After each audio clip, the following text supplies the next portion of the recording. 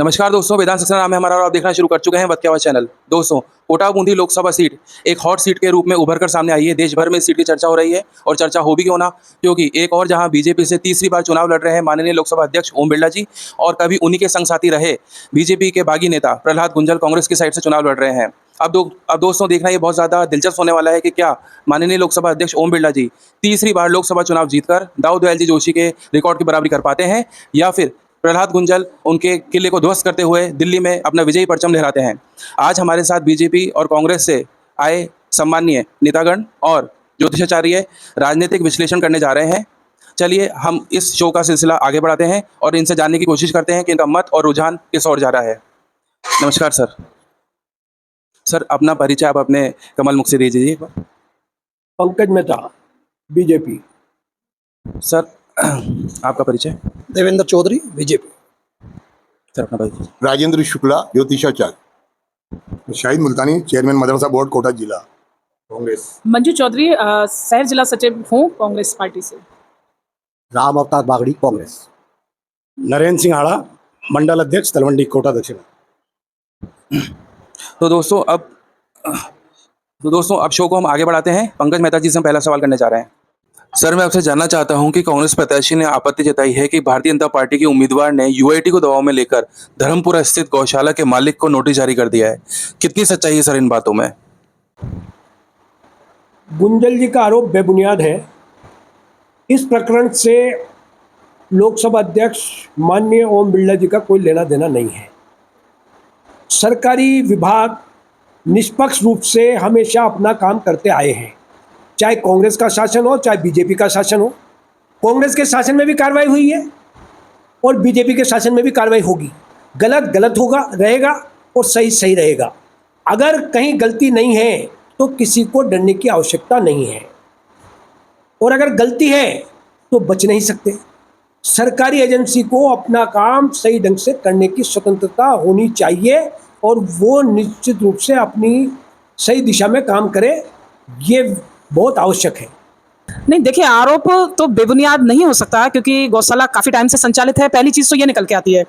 दूसरी चीज़, मैं दबाव वाली बात में ये कहना चाहूँगी कि बिल्कुल नगर निगम दबाव में है।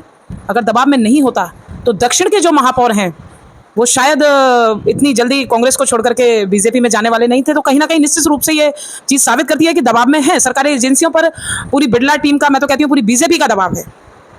इसीलिए हमारे जो महापौर जिनको बनाया गया हमारी पार्टी की तरफ से, उन्होंने पार्टी छोड़ी। नहीं तो अभी तो अगर ऐसी कोई बात थी, उनके मन में मंशा थी, तो थोड़ा वो इंतजार तो करते रिजल्ट्स का।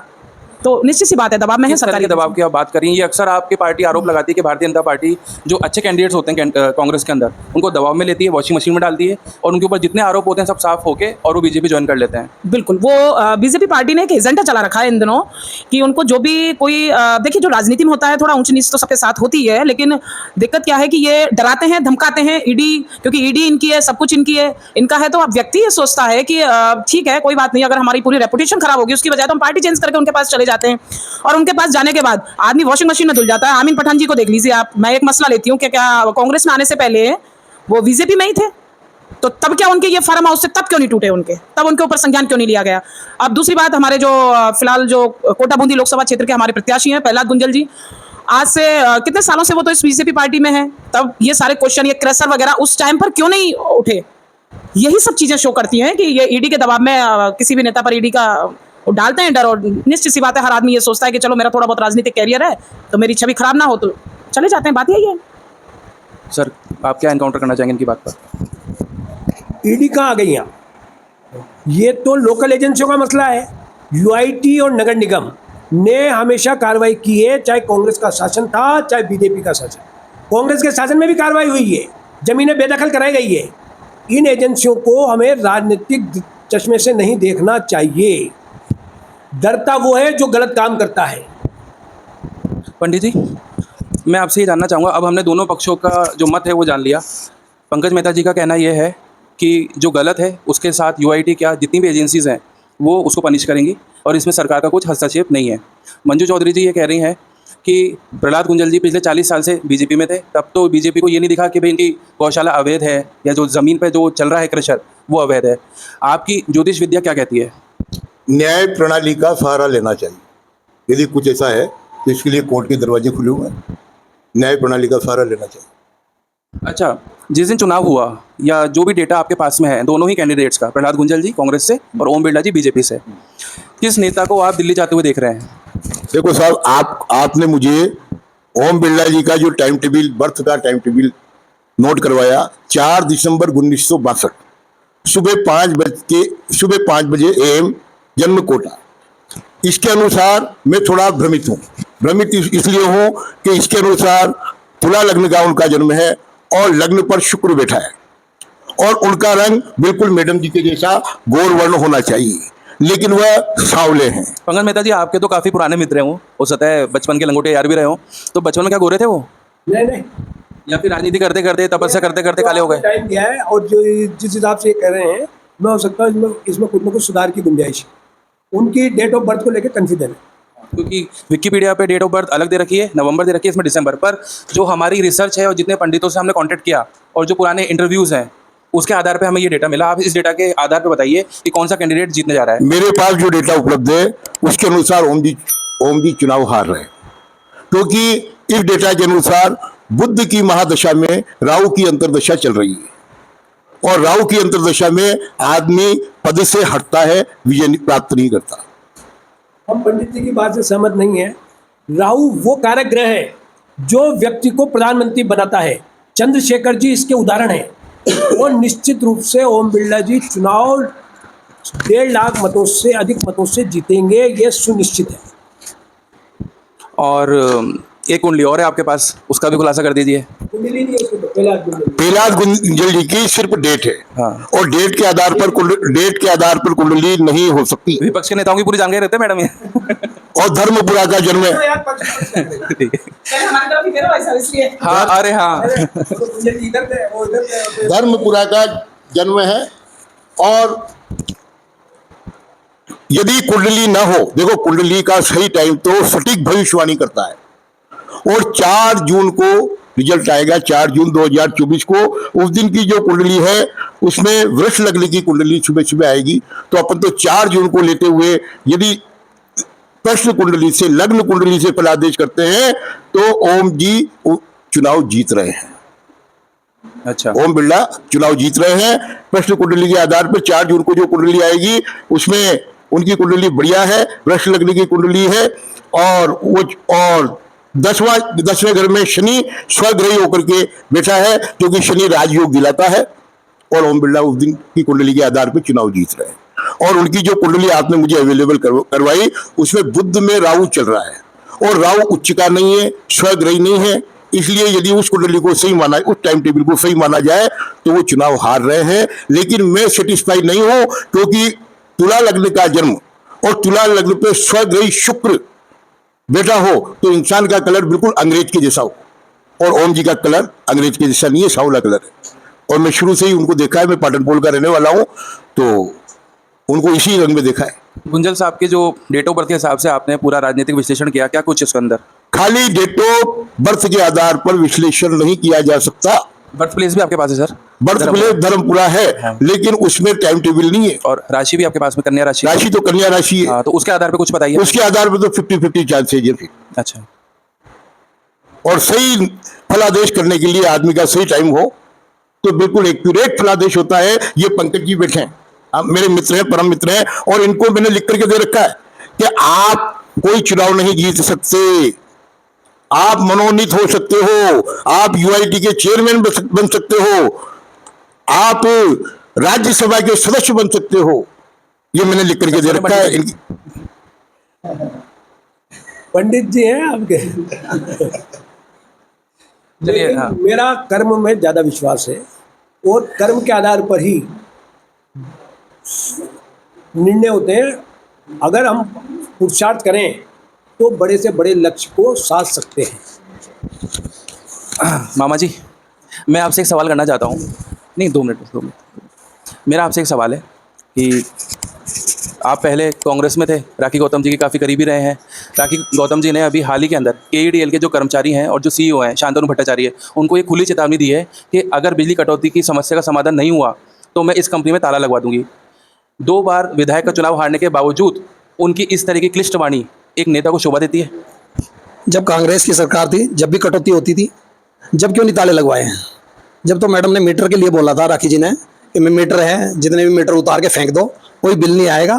तो उसके बाद भी बिल आए, श्रीनाथपुरम में, ई में, बी में, सब में उतरवा दिए थे।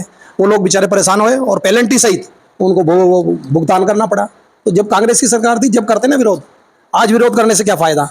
आज लाइट सही आ रही है। अगर रात के 12 बजे भी लाइट के अगर कहीं कटौती होती है, कोई फॉल्ट, बड़ा फॉल्ट आ जाता है, जैसे अभी 2-4 दिन पहले 33 के भी में फॉल्ट आ गया था, तो अगर कहीं फॉल्ट आता है, मैं ये कहना चाह रहा हूँ कि लाइट विभाग में भी थोड़े से सुधार की जरूरत है। आपका ये कहना है कि अभी कहीं पर भी बिजली कटौती की समस्या नहीं हो रही है? बिजली कटौती हमारे क्षेत्र में तो, दक्षिण में, मुझे तो कहीं नहीं लग रही है कि आपके जो ऊर्जा मंत्री है हीरा लाल जी नागर जी, मैंने उनसे सवाल किया था, और जिनका ये सवाल था आज ऑडियंस में, वो भी हमारे साथ बैठी हैं, आकांक्षा जैन।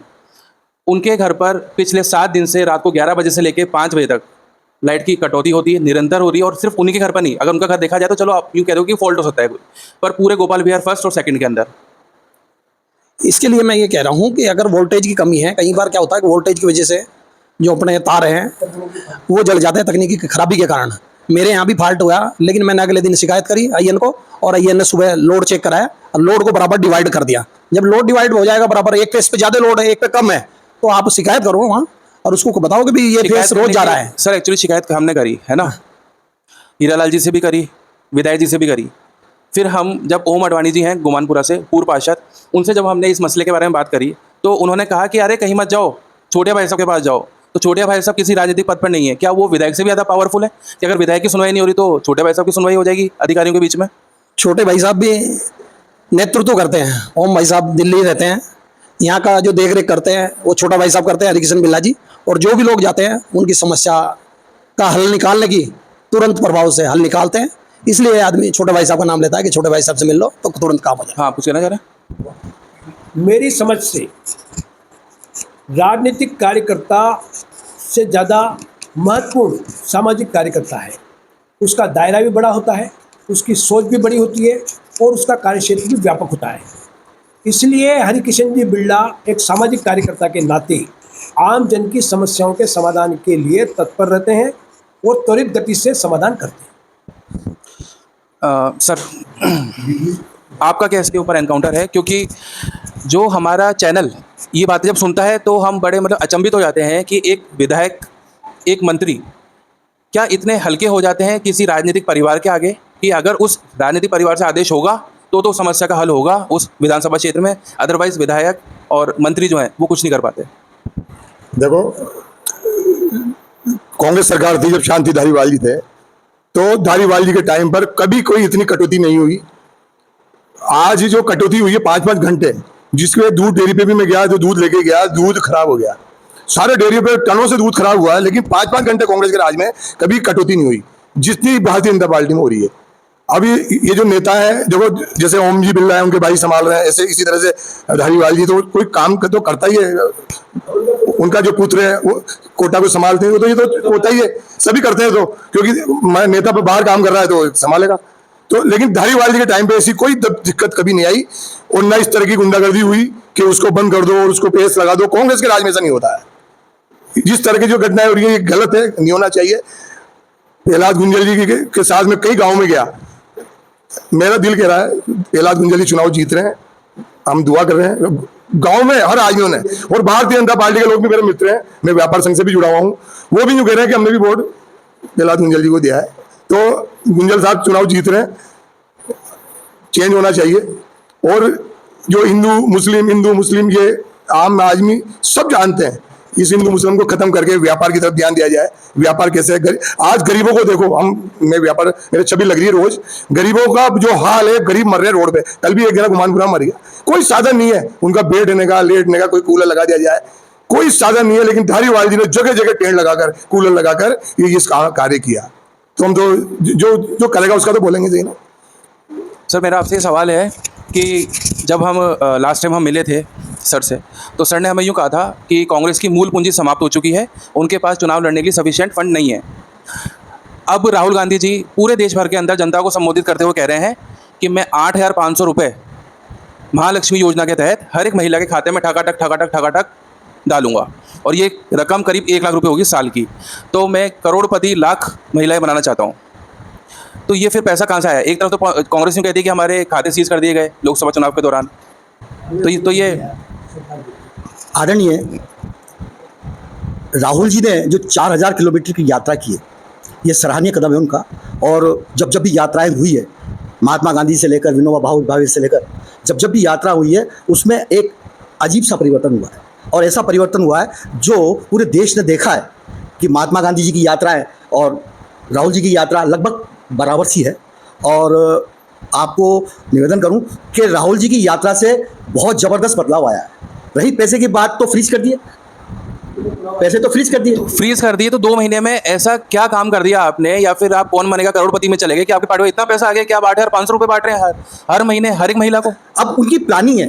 अब वो प्लानिंग में वो यूं कह रहे हैं कि जब अडानी अंबानी और अन्य 22 उद्योगपति को जब वो 18 लाख क्या बोलते हैं मुझे याद नहीं, 18 लाख करोड़ जब वो उसको माफ कर सकते हैं, तो गरीबों के लिए ये पैसा 1 साल करके, और यदि उनकी जीवन शैली में बदलाव ला सके तो ऐसा भी संभव है। और हमको सोचना चाहिए ऐसा हो सकता है। इसका जवाब मैं देती हूँ आपको।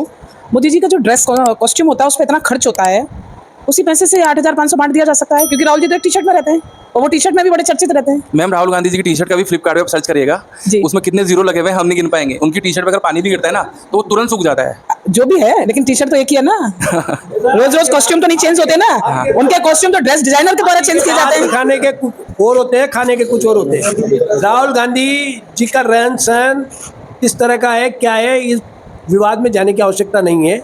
लेकिन मुंगेरी लाल के हसीन सपने देखने से किसी को रोक नहीं सकते। न तो राहुल जी शासन में आ रहे और न वो ये घोषणा कहने में क्या जा रहा है। मेरा सवाल है, गहलोत साहब ने जो घोषणाएं की थी उसमें से कितनी पूरी हुई?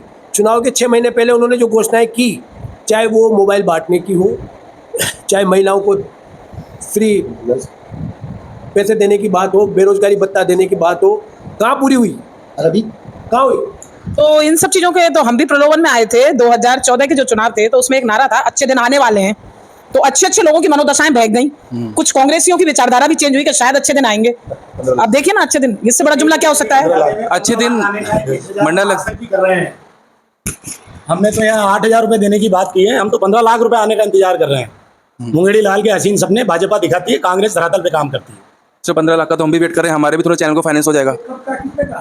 कब कहा, किसने कहा? जुमले हैं। आज से 3 महीने पहले कहा क्या कभी? भाई साहब पंकज जी मेहता भी इस चीज का इंतजार कर रहे थे कि हो सकता है शायद प्रत्येक के खाते में 15 लाख रुपए आ जाएं।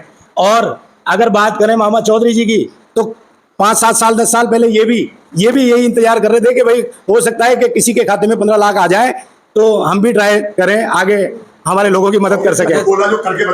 कांग्रेस ने हमेशा धरातल पे काम किया है और कांग्रेस हमेशा आम आदमी की लड़ाई लड़ती आई है। मुंगेरी लाल के हसीन सपने केवल बीजेपी दिखाती है। देखिए, नरेंद्र हाड़ा जी ने जुमलों की बात करी है। एक जुमला मुझे भी याद आ रहा है कि नरेंद्र मोदी जी ने यूँ कहा था कि रोजगार मत ढूंढो, रोजगार उत्पन्न करो, आप खुद रोजगार देने लायक बन जाओ। जुमला नहीं है सर, मैं आपकी मेरी पकौड़े तलने की सलाह दी थी मोदी जी ने। उन्होंने यूँ कहा, पकौड़े तलो, आत्मनिर्भर बनो। कुछ नहीं मिलता तो आप ना पकौड़े तल लो। देश की समस्या का निराकरण हो ही नहीं सकता। निश्चित रूप से रोजगार की जगह रोजगार को पैदा। आज पकौड़े थोड़ी तलेगा सर बीटेक महात्मा आदमी। गांधी ने क्या कहा था? स्वावलंबन की बात। आज सबसे बड़ी प्रॉब्लम ये है कि हम इतने दूसरों पे निर्भर हो गए कि पानी का गिलास ही दूसरों से पीना चाहते हैं। सर, नरेंद्र मोदी जी ने MSME के तहत यूँ कहा था कि आप MSME के अंदर पंजीकरण करो और हर घर के अंदर रॉ मटेरियल पहुँचाया जाएगा, जिसे चाइना ने किया। और दूसरी चीज़, हर एक जो गरीब महिला है उसको कम से कम 1 लाख रुपए दिए जाएंगे जनधन योजना के तहत, और मिनिमम ब्याज पे। सर, मैं आपको एक बार मैं आपको पिछले 2 साल का डेटा बता देता हूँ। MSME के तहत लगभग 42 लाख लोगों ने पंजीकरण किया, लेकिन सिर्फ 25 लोगों को उसका फ़ायदा मिला है। ये पिछले 2 साल का डेटा है। ये मेरी समझ में तथ्यों से परे बात। कुछ कहना चाहेंगे आप इस पर? नहीं, आर्थिक स्वावलंबन की अगर बात चल रही है तो मेरा नजरिया, मेरा विचारधारा ये है कि हर भारतीय आर्थिक रूप से स्वावलंबी है। कौन नहीं है?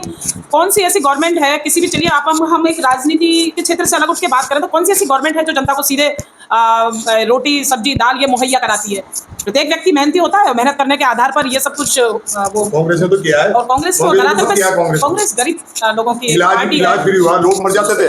और कांग्रेस ने क्या किया? कांग्रेस ने लोन जो ले- किया है, जो 70 साल में आज बीजेपी जिसका निजीकरण कर रही है, जिसको बेच रही है, वो सब कांग्रेस की देन है, जिसके कारण आज बीजेपी इन सब हरकतों को कर रही है। चिरंजीवी- किसने दिया? वो कांग्रेस ने दिया। पहली चीज। दूसरी चीज, अगर आप मेहता भाई साहब अगर करते हैं स्वावलंबन की बात, तो मैं इनसे पूछती हूँ कि क्यों इनकी गवर्नमेंट ने ओपीएस को हटा करके एनपीएस को लाया गया? चलिए ये सब चीज छोड़िए, 2026 का पे कमीशन आने वाला है, उसके बाद हम लोग बात करेंगे कि कितना आर्थिक स्वावलंबन मोदी जी देते हैं कर्मचारियों को और कितना नहीं देते हैं। स्वावलंबन निश्चित रूप से जरूरी है और जन कल्याणकारी योजनाएं एक नहीं दर्जनों चल रही हैं। केंद्र सरकार की भी चल रही हैं, राज्य सरकारों की भी चल रही हैं। जन कल्याणकारी सरकार का सोच ही यही होता है कि जन कल्याणकारी योजनाएं बनाए, लेकिन योजनाओं की क्रियान्विति सही तरीके से हो यह आवश्यक है। माननीय अशोक गहलोत जी जब मुख्यमंत्री थे, उनकी जितनी योजनाएं आई, जितनी गारंटी आई, कब आई? चुनाव के कितने दिन पूर्व आई? 6 महीने पूर्व। उनकी क्रियान्विति सही ढंग से नहीं हो पाई। बिजली, कांग्रेस शासन में भी इससे बुरा हाल था। अपने माँ को कोई डाकर नहीं कहता। लेकिन माँ तो पहले आपकी वही थी। और कांग्रेस के राज में 200 यूनिट बिजली फ्री और 100 चलिए यूनिट हम सिलसिला आगे बढ़ाते हैं। गांव में जाके देखो ना। और अभी नहीं, आप एक बात मैं सबके बीच में एक चीज रखना चाहती हूँ कि आज बिरला जी ने चुनाव, और CM साहब मेरी उनसे ने कोई कहा, पर्सनल कोई वो नहीं है, लेकिन मैं एक विश्लेषण के आधार पर कहना चाहती हूँ, उन्होंने मोदी के चेहरे पे चुनाव लड़ा है। मोदी के चेहरे पे यदि चुनाव लड़ा है तो आधारभूत संरचना जो थी कोटा की, वो क्यों नहीं उनसे सुधारी गई? क्यों नहीं उन्होंने इंफ्रास्ट्रक्चर पर ध्यान दिया? केशोरा पाटन की एक बंद पड़ी हुई शुगर मिल है, अगर वो लोगों को जनहित कल्याणकारी, जो पंत नेता जी ने बोला है, तो मैं ये कहना चाहूंगी कि जनहित कल्याणकारी पर अगर वो काम करते 10 साल से, वो दोनों सदनों के, तो राज्य सरकार के साथ बैठ करके बातचीत, अरे भारत पाकिस्तान का बातचीत से समाधान हो सकता है, तो एक मिल, छोटी सी मिल को शुरुआत करने का समाधान नहीं हो सकता बातचीत के तहत? हो सकता है। तो जन कल्याणकारी योजनाओं पर आधारित वो 10 साल से दोनों सदनों के, मतलब आप ये मानिए लोकसभा अध्यक्ष की गरिमा बहुत बड़ी होती है। कितने ही विधानसभा क्षेत्रों से चुनकर आए, लोकसभा क्षेत्रों से चुनकर आए वो लोकसभा अध्यक्ष हैं, तो कर सकते थे। अगर जन कल्याणकारी योजनाओं की बात की जाए तो काम किया है हमारे कांग्रेस सरकार ने, धारीवाल जी ने काया पलट कर दी कोटा की। आज उन्होंने रिवर फ्रंट वगैरह जैसी चीजें बनवाई हैं, तो मैं कहती हूँ कि पेरेंट्स बच्चों के कोटा में बच्चों के नहीं, मेरी बात सुनिए। शाम को चले जाओ, हर चौराहे पर जाम, हर चौराहे पर जाम। तकनीकी दृष्टि से जो चौराहे का निर्माण हुआ है दोषपूर्ण है, ये अखबारों में भी छपा है। तकनीकी अरे तो विशेषज्ञ लाइट के सिग्नल के नीचे तो नहीं खड़ा रहना पड़ता है, तो सिग्नल फ्री शहर ना। चलिए, और कहीं ना कहीं आपको भी अपने हृदय से गौरवान्वित महसूस तो होता होगा कि आप कोटा के निवासी हैं, इतने अच्छे शहर के निवासी हैं आप। जब फ्लाईओवर बनाया है तो उससे इतनी फायदा हो रहा है लोगों का, कोई ट्रैफिक जाम नहीं हो रहा वहां पर कुछ भी, और व्यापार बढ़ा। धारीवाल जी ने ऐसे सोर्स पैदा किए। सबसे बड़ी बात है 2018 वाले चुनावों में ओम बिरला जी ने यह कहा था कि हम कोटा में एयरपोर्ट चालू करेंगे, और एयरपोर्ट अगर चालू नहीं होगा तो बिरला एयरलाइंस चालू कर देंगे। तो मैं पूछती हूँ चौधरी जी, मामा जी से, आप बिरला एयरलाइंस कहाँ ढूंढने जाए हम? मैडम चलने वाली है 6 महीने के अंदर। अभी 6 महीने के अंदर अंदर आप इंतजार करो। अभी बिरला जिस प्रकार 15 लाख रुपए खाते में आए, उसी प्रकार बिरला एयरलाइंस भी चालू हो चुकी है। लोग उसमें बैठ के सफर कर रहे हैं। लोकसभा चुनाव के बीच में माननीय क्रांति तिवारी जी ने वो एयरलाइंस चलाई थी, उसका नाम बिरला एयरलाइंस ही था, जुमला बिरला एयरलाइंस। तो बताएं मामा जी, आप बताएं कितने यात्रियों को सफर करा दिया आपने जुमला एयरलाइंस में? मैं एक सवाल मेरा ये है कि मैम, आप जिस तरह से एयरपोर्ट के मामले में बिरला जी के ऊपर आरोप लगा रहे हैं, तो बिरला जी का ये कहना है कि अशोक गहलोत जी ने जो एक निश्चित राशि समय रहते जमा हो जानी चाहिए थी 10 महीने पहले, वो उन्होंने जमा नहीं करवाई। खाली ज़मीन का आवंटन करने से काम नहीं बन पाता है। बजट रिलीज़ हो गया है ना, और एनओसी रिलीज़ हो गई। फिर जैसे ही भजनलाल सरकार बनी, उन्होंने 20 दिन के अंदर वो पैसा जमा कराया, जीपीआर रिलीज़ कराई, और अब टेंडर होने वाले हैं। तो ये काम पहले भी हो सकता था। नहीं हो सकता था, आप जो कह रहे हैं, लेकिन अपन जमीनी हकीकत की बात करें, जब घर में शादी होती है ना, तो कई फूफाजी भी रूस जाते हैं, उनको मनाया जाता है, बातचीत के दौरान उनको बुलाया जाता है, शादी होके रहती है। कोशिश क्यों नहीं करी गई ऐसी? आप अध्यक्ष थे? नहीं, आप अध्यक्ष थे, हाँ, और यूडीएच मिनिस्टर धारीवाल साहब थे, तो मैम तो क्यों नहीं बातचीत के दौरान इस समस्या का हल क्यों नहीं निकला? मैम, जब ओम शांति जो जोड़ी है ना, ओम शांति की जो जोड़ी है, जिसने बड़े बड़े काम करवा दिए, दोनों ने मिलकर, और ये अच्छी बात है, डेमोक्रेसी का एक बहुत अच्छा उदाहरण भी है कि दोनों विपक्ष के नेता मिलकर किसी एक काम को लॉन्च कर रहे हैं और अच्छी तरह से उसका वो कर रहे हैं, है ना, विकास कर रहे हैं। फिर ये एयरपोर्ट का मामला इतने साल तक क्यों लटका रहा अधर में? वो इसलिए लटका रहा है कि 2019 के चुनाव जीत गए थे जुमला देकर के, और उनको 2023 में भी जीत हासिल करनी थी यही जुमला देकर के, श्रेय लेने की होड़ में।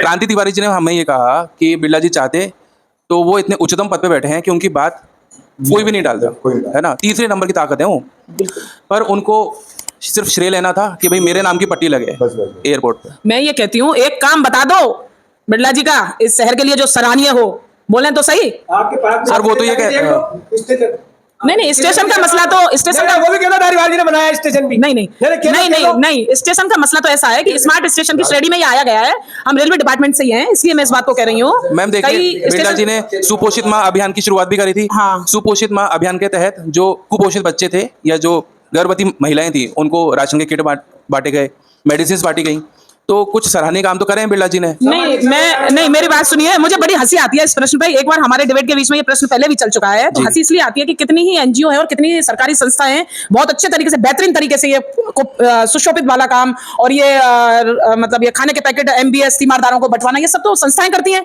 क्या सांसद का यही काम होता है?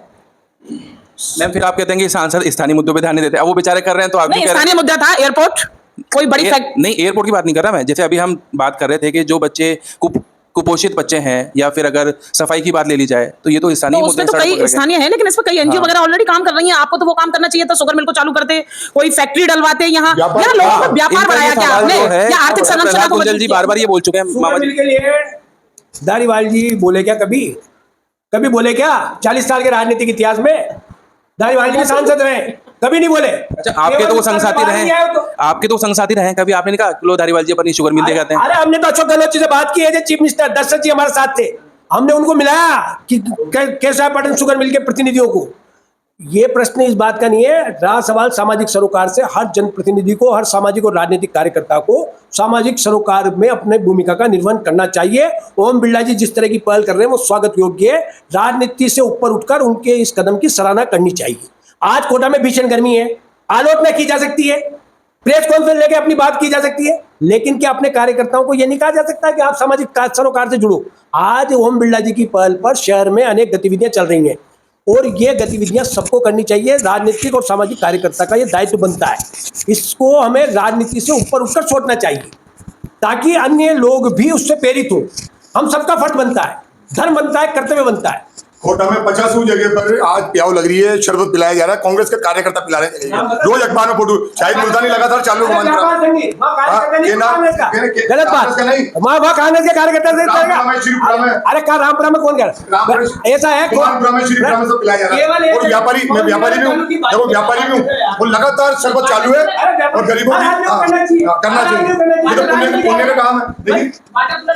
और चलो धारीवाल, यहाँ एक बात मेरे मार्केट में अमित धारीवाल जी ने फोन किया तो वार्ड 6 में वाटर कूलर लगाया और धारीवाल जी ने फोन किया वार्ड 5 में। मैं उसका वीडियो भेजूंगा। नहीं कराने का तरीका होता है। कांग्रेस पार्टी ने जगह जगह कोटा की धरती में हजारों वाटर कूलर लगा रखे हैं शांति धारीवाल जी ने। ये काम सबसे बढ़िया, और लोग दुआएं दे रहे हैं, गरीब दुआएं दे रहे हैं। सर मैं कल ही गुमानपुरा कल मैं गुमानपुरा क्षेत्र का दौरा कर रहा था। गुमानपुरा क्षेत्र के दौरे के दौरान हमें ये पता लगा, एक मिनट सर, डिवाइड करके देखो। धारीवाल जी ने केवल उत्तर में ही लगाए वाटर कूलर, नहीं क्या हुआ कि दक्षिण में एक वाटर कूलर बता दो, दक्षिण में एक वाटर कूलर बता दो कि दक्षिण में कोई भी वाटर कूलर धारीवाल जी ने लगाया हो। दक्षिण में सरकार तो कांग्रेस की भी और कांग्रेस का है और केवल उत्तर के अलावा कहीं का भी दक्षिण में भी आप जाके देखो सैकड़ों की तादाद में। मैं आपको तो मैं फोटो खींच करके भेज दूं आपके पास। धारीवाल जी ने कोई धारीवाल जी ने वो मैं कह रहा हूँ उत्तर में जितना काम धारीवाल जी ने किया, दक्षिण में आप जाके देखो हर चौराहे पे ऑक्सीजन पार्क बनाया। ये तो दक्षिण में ऑक्सीजन पार्क की एक ऑक्सीजन उससे रोटी थोड़ी मिल जाएगी ऑक्सीजन पार्क से। दक्षिण में जाके देखो चौराहा बनाया धारीवाल जी ने। कौन सा बनाया? दक्षिण में बताओ ना, अरे दक्षिण में बताओ ना कौन सा चौराहा, कौन सा सर्किल बनाया? ऑक्सीजन पार्क तो दक्षिण में है, उसको तो मैडम एक पेड़ 5-5 लाख रुपए का, जो 1 लाख रुपए का पेड़ भी नहीं। जो पोल आपके लगा रखे ना डिवाइडर पे, कितने का पोल है वो? मैं तो ये कहती हूँ, मैं पूछ रहा हूँ आपसे, डिबेट बाद में करेंगे ना। नहीं मैं आपसे पूछ रहा हूँ कि ये पोल कितने का है, आप बता दें पोल। 98,000 रुपए का पोल है जो 2.5 लाख रुपए का पोल लगा रखा है। आप इस तथ्य को तो स्वीकार करें कि वो दक्षिण में है ऑक्सीजन कैसे? पार्क। फिर वही बात आप इस तथ्य को ऑक्सीजन स्वीकार पार्क करें। से मैडम रोटी चाहिए गरीब को, ऑक्सीजन लेने से नहीं काम चलता। सांस नहीं चाहिए, प्राणवायु नहीं एक चाहिए। पार्क से ऑक्सीजन के पार्क के लिए पैसे देना पड़ता है। हर जगह रोड चलिए हम सेगमेंट को आगे बढ़ाते हैं। टिकट लग रहा है ऑक्सीजन पार्क में, विकास पुरुष है धारीवाल में। नहीं टिकट लग रहा है। उत्तर के विकास पुरुष है धारीवाल जी, कोटा के विकास पुरुष नहीं है, उत्तर के विकास पुरुष हैं। जिला के गांव में भी काम किया उन्होंने। कहाँ किया काम हम? कौन से गांव में किया बताओ? अरे बताओ ना तो गांव वालों का से जाके पूछो। अरे फिर वही बात, लाइट बिल अरे यूनिट बिल 200 आप तो गांव का नाम बताओ। सुनो, अरे सुनो एक बात बताऊं, घर में मैं गवाह हूं उस बात का। घर में मौत हो रही थी किसी की, उन्हें चिरंजीव कागज निकाल के देखा, रावण के तो चिरंजीव हो रहे जो मेरे सामने 2 चल्ले डले उसके और वो दुआएं दे रहा। मैंने कहा बाबूजी था, तो चिरंजीव चालू है आपका तो चिरंजीव से सैकड़ों लोगों की जान बचाई कांग्रेस पार्टी ने। अशोक गहलोत साहब की जो योजना है, आप एक योजना चालू करके बताओ, एक काम बताओ। तो बीजेपी वाले एक काम बता दो। धारीवाल जी ने तो वो काम किया। धारीवाल जी ने एक मिनट सर, धारीवाल जी ने हर वार्ड में 1 करोड़ रुपए पर साल देने का वादा किया था, लेकिन केवल 5 साल में 1 ही करोड़ दिए हैं। आज कोटा का व्यापार तो देखो, व्यापार देखो कोटा का। क्या व्यापार? हर व्यापारी खुश है। इतना विकास करने के बाद इतना व्यापारी, किस तरह से नोटबंदी के बाद में सारे व्यापारी मर गए थे हम तो।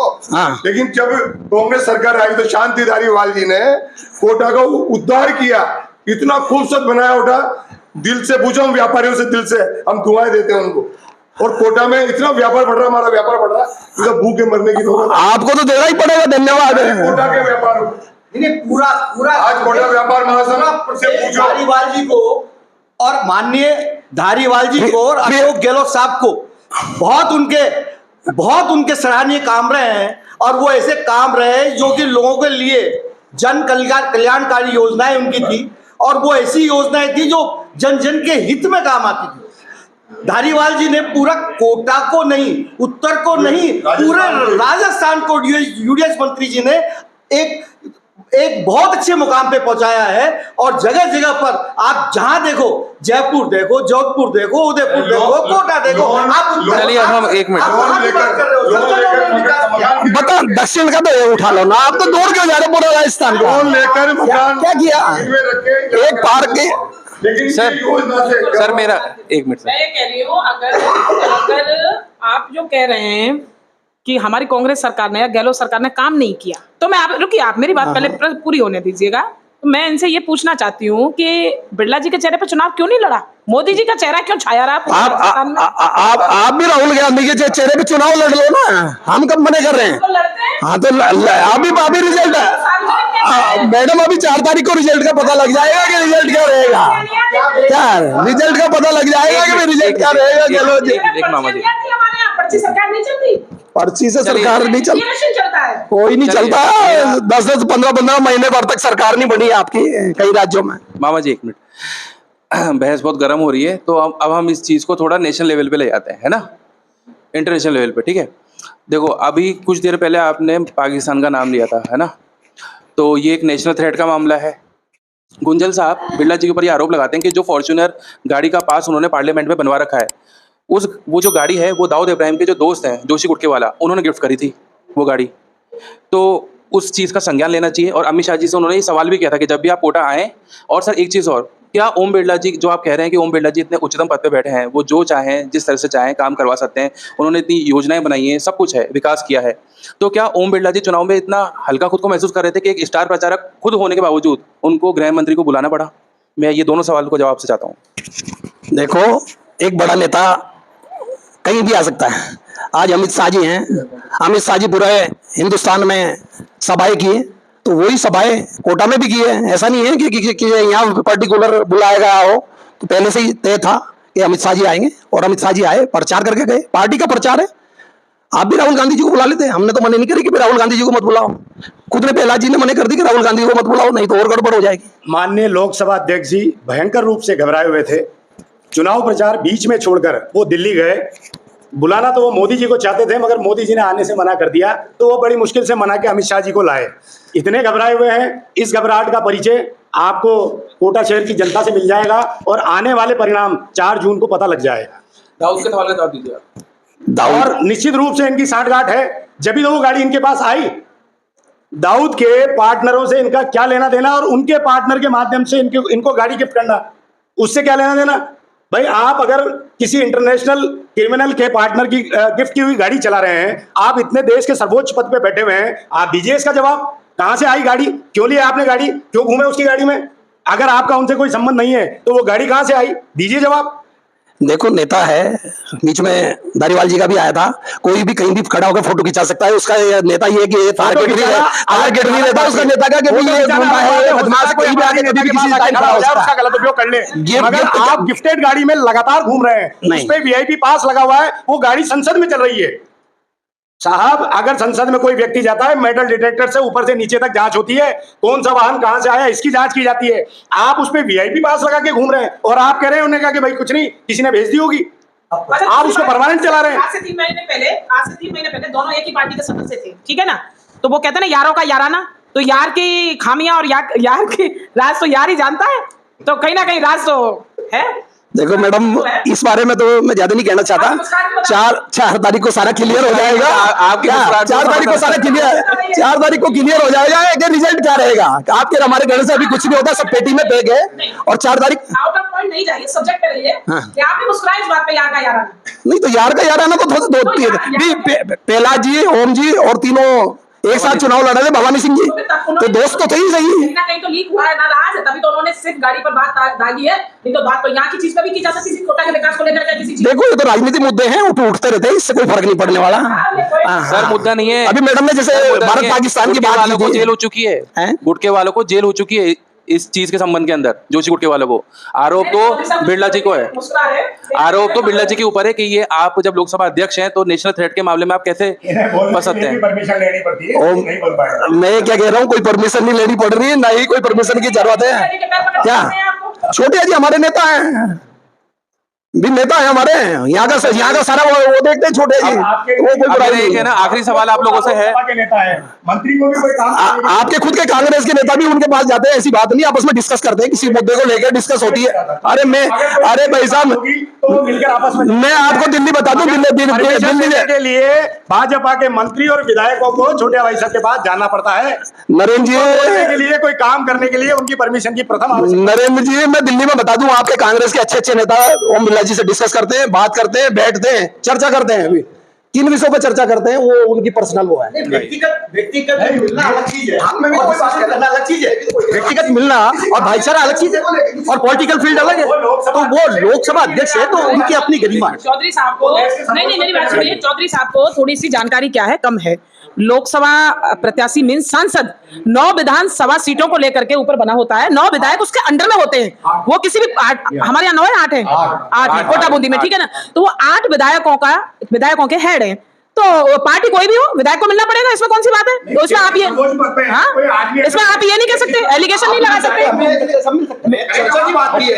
नहीं, वो आपको ज्ञान कम है, क्लास लगा लेना मेरे से आप। एक मिनट आप एक माइक मुझे दे दीजिए। सर, जैसे कि आप देख रहे हैं कि दोनों ही पार्टी एक दूसरे के ऊपर आरोप और भयंकर तरीके से एनकाउंटर कर रहे हैं। मैं आपसे ये जानना चाहूंगा कि आपने दोनों पार्टीज को बड़ी करीब से देखा है, आपने कोटा के अंदर जो कोटा बूंदी लोकसभा क्षेत्र की राजनीति, इसके नेताओं को आपने बहुत करीब से देखा है। लगभग जो यहाँ पे जितने भी नेतागण बैठे हैं, आप सबको अच्छे से जानते हैं। मैं आपसे ये जानना चाहूंगा कि दोनों ही पार्टी के पोर्टफोलियो के अंदर गौ रक्षा और गौवंश की बात होती है, ठीक है? जिस तरह से भारतीय जनता पार्टी 2014 से लेकर 2019 और अभी उत्तर प्रदेश के अंदर गौ रक्षा और गौवंश के तहत जो गायों को काटने के बूचड़खाने थे, उसको बंद करवाते हुए भारतीय जनता पार्टी एक यूपी के अंदर उभर कर आई है, और योगी आदित्यनाथ जो है वो अपना विजयी परचम अभी तक लहरा रहे हैं वहाँ पर, ठीक है? पर वहीं दूसरी ओर जब भारतीय जनता पार्टी गौशाला का जो निर्माण है उसको तोड़ने की बात करती है, उसके जो नेता हैं वो ये कहते हैं कि भाई डॉक्यूमेंट दिखाने से कुछ नहीं होता, यूआईटी अपनी कार्रवाई कर रही है, यूआईटी को हमने दबाव में नहीं लिया। चलिए मान लीजिए अगर वो ज़मीन अवैध भी है, तो कोई ये बात नहीं करता कि मान लीजिए कि उस ज़मीन को अगर इन्होंने खाली करवा दिया तो वहाँ पे जो 400-500 गायें हैं, जो बछड़े हैं, उनका क्या होगा इस भीषण गर्मी के अंदर? वो तो बेचारे मर जाएंगे, उनकी कोई बात ही नहीं करता। बस सब ये है कि भाई राजनीतिक रोटी सेकने की बात करते हैं कि भाई हमारी जीत हो जाए, हमारी जीत हो जाए। आप क्या कहना चाहेंगे इसके ऊपर? मैं आपकी बात से सहमत हूं, लेकिन मैं ये भी बताऊं साहब, गौ हमारी माता है और गाय में 36 करोड़ देवी देवताओं का वास होता है। लेकिन मैं पार्टी पॉलिटिक्स से परे हटके एक बात करना चाहूंगा कि गौ के नाम पर बिजनेस हो रहा है। आप गोदावरी धाम की गौशाला देखिए, वहां पर आपको कम से कम 50,000 की गाय से लेकर के 2 लाख तक की गाय दिखेगी और एक भी बुजुर्ग गाय आपको नहीं मिलेगी। आप ये एसी वाले गणेश जी है, यहां पर गौशाला को देखिए, वहां पर भी आपको यही हाल मिलेगा। और आप स्टेशन से पे भी देखिए, आप 56 बोग के अंदर जाइए, मथुराधीश जी की गौशाला है और वहां पर भी आपको कोई बुजुर्ग गाय नहीं मिलेगी, कोई बीमार गाय नहीं मिलेगी। और इन गौशाला वालों से पूछिए कि भगवान के कितना दूध चढ़ाया जाता है, कितना दूध बेचा जाता है, और वहां पर जो घास वाला खड़ा होता है उसके महीने की बंदी लगी हुई होती है। और बड़े दुख के साथ कहना पड़ रहा है कि हमारे बड़े बड़े जो धर्म के ठेकेदार हैं, इन गौशालाओं के महंत हैं या ट्रस्टी है, जब कोरोना काल आया था तो इन्होंने गरीबों की मदद के लिए कोई काम नहीं बढ़ाया।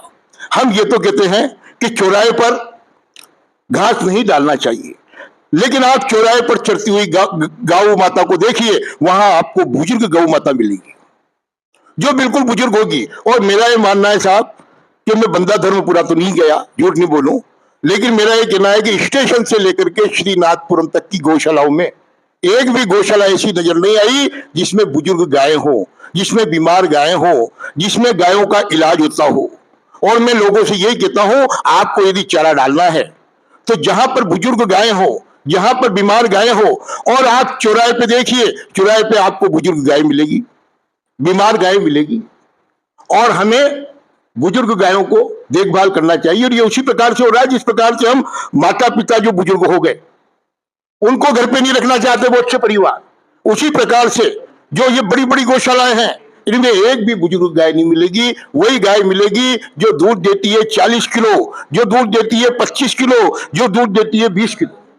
चलिए अब अपन अपने सेगमेंट को आगे बढ़ाते हैं थोड़ा सा। बस मैं आपसे आखिरी सवाल ये करना चाहूँगा कि आपकी पार्टी कितने अंतर से जीतने वाली है कोटा बूंदी लोकसभा चुनाव, और राजस्थान में कितनी सीटें गेन करने वाली है?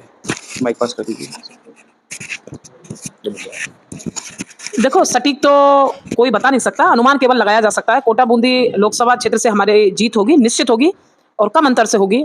और ऑल ओवर राजस्थान में मेरा मत तो यह है, वैसे मैं कोई बहुत बड़ी वो नहीं हूँ कि मैं आपको बिल्कुल सटीक कह सकूं, लेकिन 8 से 10 सीटें हमारी कंफर्म निकल जाएंगी। कंफर्म निकल जाएंगे, खाता खुल जाएगा इस बार? हाँ बिल्कुल खाता खुलेगा, और केंद्र में तो कुछ भी हो सकता है, आप ये मानिए, क्योंकि जो 400 पार का नारा है ना वो तो इनका बिल्कुल ध्वस्त होने वाला है।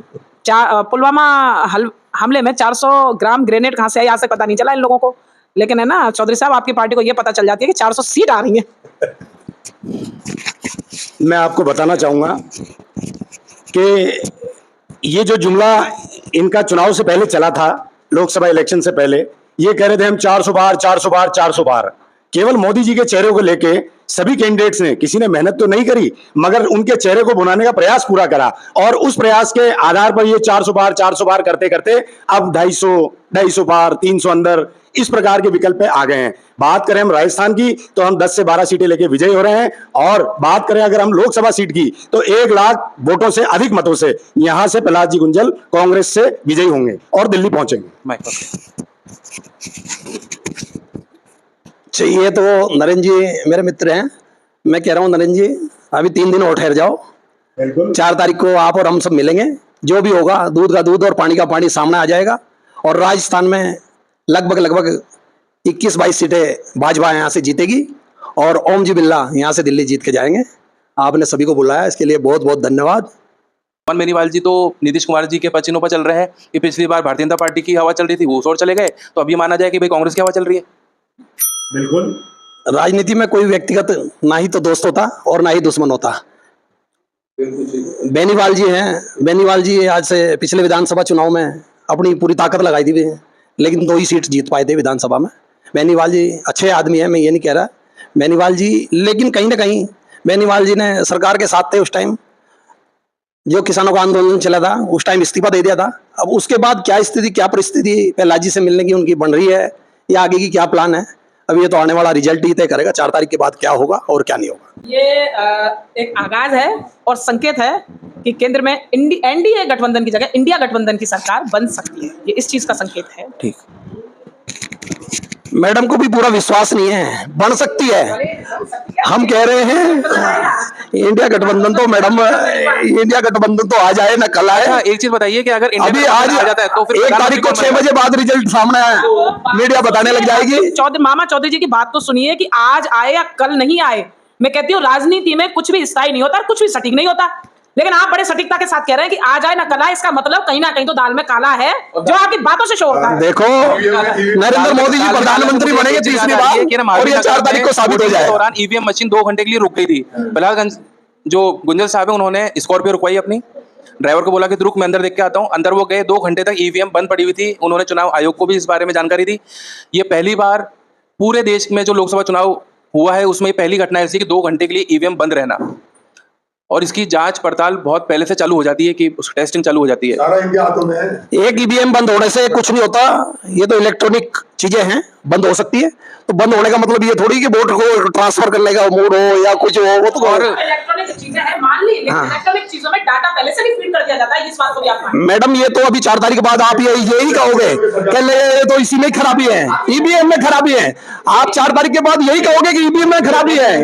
बेशक इलेक्ट्रॉनिक है चीजें, लेकिन उसमें डाटा पहले से भी फीड होता है, इसीलिए आप कॉन्फिडेंट हो। नहीं, हाँ मैं यूँ कह रहा हूँ, कॉन्फिडेंट नहीं होते। हम अपनी पार्टी के लिए अच्छा काम करते हैं, अभी हमारी पार्टी भी जन कल्याण। अभी मोदी जी ने भी यही कहा था कि 4 तारीख बाद ईवीएम पे ही आरोप लगाएंगे कि ईवीएम में हैंग कर ली थी, ईवीएम में ये कर लिया था। तो वो साबित कर रहे हो आप अभी सही। पंजाब में आपकी सरकार है, कर्नाटक में, तो यहाँ पर ईवीएम आपको नहीं लगती कि गलत है? लोकसभा विधानसभा वहां पर तो आप कुछ नहीं कहते। अगर वहां पे सरकार आपकी नहीं आती तो आप कहते कि ईवीएम में गड़बड़ है, इन्होंने कुछ कर रखा उसके अंदर। देखो जैसे अभी वीडियो में आ रहे हैं किस तरह से ईवीएम में घपला हो रहा है। अभी कुछ भी कर सकते हैं, मतलब क्या कहें इनसे। देखिए जहां अभी कुछ भी कर सकते हैं बीजेपी को अपनी, वहां पर ईवीएम का खेल होता है, और जहां स्थिति मजबूत हो, उसकी एकदम इतनी कमजोर होती है कि वहां ईवीएम का खेल होने के बाद भी कुछ नहीं होगा। पंजाब में तो ऐसा वीडियो भी वायरल हुआ है कि उसमें साफ पोस्टर डाल दिया गया है नगर निगम के पोस्टर के ऊपर, जिसमें इंडिकेशन होता है कि कौन सा शहर कितनी दूर है, कि उसमें साफ ये लिखा गया है कि बीजेपी का आना सख्त मना है। वहां ईवीएम में कैसे हो सकता है? वहां तो सख्ती मना है। लोग तो कांग्रेस में डाल रहे हैं वोट, लेकिन वो वोट ही बीजेपी में जा रहा है। ऐसा कुछ ईवीएम में इन्होंने कुछ। तो फिर आप लोग क्या कर रहे हो उसके लिए? तो आपके पास क्या जब आपको ये पता है ऐसा कुछ आपके पास, ये 4 तारीख बाद आप यही आरोप लगाओगे भाई कांग्रेस आपके पास है। न्यायपालिका को स्वतंत्र प्रभार दिया गया है हमारे संविधान में। वो तो तुमने हाईजैक कर हम तो कुछ मैडम करने जाते हैं, आप ईडी भेज देते हैं, इनकम टैक्स भेज देते हैं, सीबीआई भेज देते हैं। कुछ करने की मंशा होती है, उससे पहले तो आप ये सरकारी तंत्र हमारे ऊपर भेज देते हैं, और आप कहते हैं कि आप आवाज नहीं उठा रहे।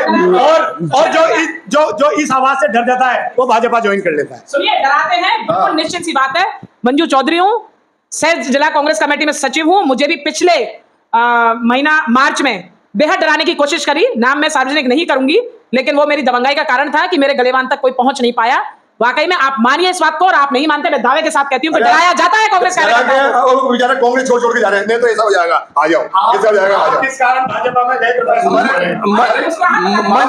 मंजू जी देखिए महापौर जी चले गए, महापौर जी अपनी मर्जी से गए, नहीं गए, दबाव में गए, कोई दबाव में नहीं गए। महापौर जी के ऊपर कोई दबाव नहीं था, महापौर थे वो वहां भी। मर्जी से जाना था तो रिजल्ट के बाद जाना था। नहीं, ये उनकी स्वयं की इच्छा है कि वो रिजल्ट से पहले जाए कि रिजल्ट के बाद जाए, उसको आप और हम तय थोड़ी कर सकते हैं। चलो कांग्रेस छोड़ के तो इसलिए जा रहे हैं कि अब थोड़ी स्थिति खराब हो रही कांग्रेस के लिए, कांग्रेस छोड़ के बीजेपी में। स्वीकार कीजिए आप। कांग्रेस में थे, हाँ, और कांग्रेस से आपने बहुत अच्छा काम किया आपके भाजपा कांग्रेस दोनों से टिकट लेकर आए। आपके कांग्रेस में पार्षद प्रत्याशी हैं कोटा के, जो भाजपा और कांग्रेस दोनों से टिकट लेकर आए। क्या वजह थी कि आप कांग्रेस की अच्छी नीतियों पे काम कर रहे थे? पार्षद आप बहुत अच्छे थे, आपने क्षेत्र में बहुत विकास कराया, सब कुछ कराने के बाद भी ऐसा क्या दबाव आपके ऊपर आया जो आपको बीजेपी में जाना पड़ा? मैं एक बार इसी बात को लेकर आपको उससे चर्चा कर लूं। आपके यहाँ अच्छे व्यक्ति की कदर कम है, जो मेहनती हैं कांग्रेस में उसकी कोई कदर नहीं। आपके यहाँ कदर किसकी है? दो व्यक्तियों की। धारीवाल जी के यहाँ क्या करते थे? बाहर खड़े रहते थे 2-2 घंटे लोग। कभी धारीवाल जी अंदर लेके गए क्या किसी कार्यकर्ता को? एक मिनट मैडम, रही मेरी बात, मैंने धारीवाल जी से भी टिकट मांगा था, धारीवाल जी ने की त्यागी जी जाने, त्यागी जी से पूछा शिवकांत जी जाने, शिवकांत जी से पूछा सांगला जी जाने, सांगला जी से पूछा गोविंद जी जाने। अरे जब वही जाना है तो फिर आप ऐसी पार्टी में रहने का क्या मतलब है? आपको इसलिए टिकट पार्टी जो मिला था, थी। आप ये नहीं कह सकते कि आपको टिकट नहीं मिला कांग्रेस ने। आपके अच्छे कामों को देखते हुए कांग्रेस ने आपको दोबारा मौका दिया था। कांग्रेस ये जाने और वो नहीं जाने, ये आप गलत आरोप लगा रहे हैं। आपके अच्छे कामों को देखते हुए आपको दोबारा प्रत्याशी बनाया गया था। नहीं तो फिर आपने ऐसा चयन क्यों किया कि आपको बीजेपी में जाना पड़ा? नरेंद्र जी मैं बताऊं आप आपको, बीजेपी में आपका क्या आधार था जो बीजेपी ने आपको टिकट दिया? नरेंद्र इसका जी- मतलब आपकी पहले से कहीं साठगांठ थी बीजेपी में। आपको बीजेपी का टिकट कैसे मिला? जब आप कांग्रेस में थे, आपके अच्छे काम थे, आपको कांग्रेस दोबारा टिकट दे रही थी। आपको क्या पहले से पता था कांग्रेस कि मुझे टिकट नहीं मिलेगा, इसलिए आप बीजेपी से टिकट लेकर आए? मैं निवेदन करूं आपसे, मैं सारे नेताओं को, आप टिकट नरेंद्र जी आप भी लड़ गए, उससे पहले आप किसी नेता से मिलोगे जाके कि भाई साहब मुझे ये टिकट है, तो सारे नेता ने एक दूसरे पे डोल दी कि भाई ये देंगे और ये टिकट देंगे, इनसे मिल लो उनसे मिल लो। जब मेरे को दिखा कि जब इतनी मेहनत करने के बाद भी टिकट के लिए अपने को भटकना पड़ रहा है, उसके बाद पार्टी छोड़ी थी। चौधरी साहब, इसको आप अपना व्यक्तिगत हित बोलेंगे? व्यक्तिगत इतनी है मैडम, जनता का हित है, व्यक्तिगत इतनी है ये नहीं। आज भी विकास हो रहा मेरे वार्ड में, आज भी कोटा शहर का नंबर 1 का वार्ड है मेरा। मेरी बात सुनिए, बिल्कुल आप अगर सुनिए, आप अगर मेरी जगह रह के देखेंगे, शायद मुझे मेरा चेहरा पहले आपने नहीं देखा होगा, पहली बार आप देख रहे होंगे, तो कार्य करने का जुनून होना चाहिए व्यक्ति के अंदर। सुनिए मेरी बात, सेवा भावी होना चाहिए, और सबसे बड़ी जो अहम बात है वो है पार्टी के लिए समर्पित होना चाहिए, ना कि अपने व्यक्तिगत हितों के लिए समर्पित। मैडम, मैं पार्टी के लिए समर्पित महिला हूं, और एक कभी मान लो ऐसा मौका आया, वैसे मेरा कोई विजन नहीं है चुनाव लड़ने का, लेकिन अगर मान लो ऐसा मौका आता है तो क्या मैं मेरी पार्टी से भागी हो जाऊंगी चुनाव, मुझे टिकट नहीं मिलने पर? कभी नहीं। मेरे से बड़ा काम करने वाला कोटा शहर में 3-4 पार्षद, आज 150 पार्षद हैं, लेकिन 150 पार्षद में आज भी कहीं ना तो कहीं फिर आपके अंदर इतना वो होना चाहिए था, आप निर्दलीय लड़ते, आप अपोजिशन पर। आज मैं जिस पार्टी के लिए टिकट देने के लिए तैयार थी तो पार्टी ने टिकट दे दिया। मैं तो कैसे तैयार थी आपके लिए? तैयार कैसे थी? मेरे इसका मतलब तैयारी पहली थी मेरे आपकी? में व्यक्तिगत मेरा प्रभाव था मेरे क्षेत्र में, इसलिए मुझे टिकट नहीं नहीं तो अपोजिशन के लिए प्रभाव दिखा आपका। तो बहुत राजनीति है, everything is possible, war and love, लेकिन आप कहती हूँ मैं वार, लव एंड पॉलिटिक्स। सही कहा मैम आपने।